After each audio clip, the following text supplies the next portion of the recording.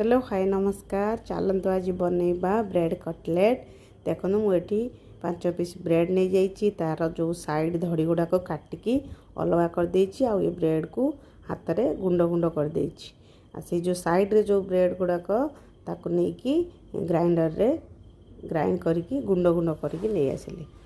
ये जो ब्रेड रहा तापाई मु आलू आ गाजर ग्रीन मटर ये सब सिझेकी रखिदे आगरू।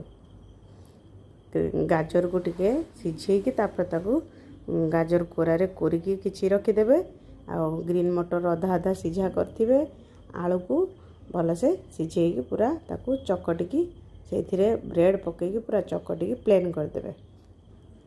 आ सेथिरे ऐड करिवे लुण स्वाद अनुसार देबे और टिके अल्प टिके हलदी देबे।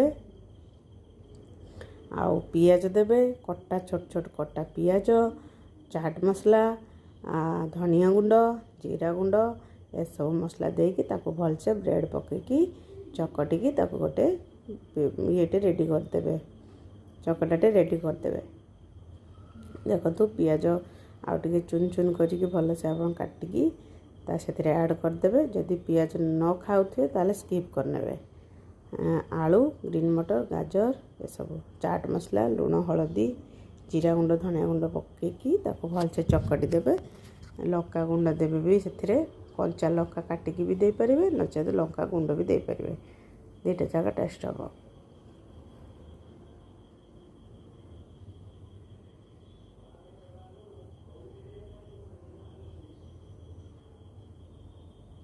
और गोलमरीच गुंड भी टिके ऐड करदेबे से भी बढ़िया फ्लेवर आनिबो। से जो धला ब्रेडटा रहिला ताकू मिसेईकी चकटी देबे पूरा भल से।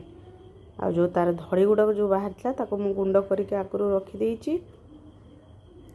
तो आमे तो कौन करवा ना कटलेट शेप रे ताकू चकटिकी साइज करके गोला बनै देबा। बनैकी से जो कट ब्रेड जो थिबो सेथिरे आमे ता ऊपर ताकू टिके गड़ेकी तेल रे छाड़ी दवा। तेल पूरा गरम होइके आगरू थिला। बस कटलेट मु लंबा शेप करिछि। आपन चाहिले गोल करि परिबे नचेत चारिकोणिया शेप भी करि परिबे। देखंतु बढ़िया इवनिंग रे खाइबा पई गरमा गरम कटलेट रेडी। टिके रेड रेड हला परे ताको बाहर कर आनिबे।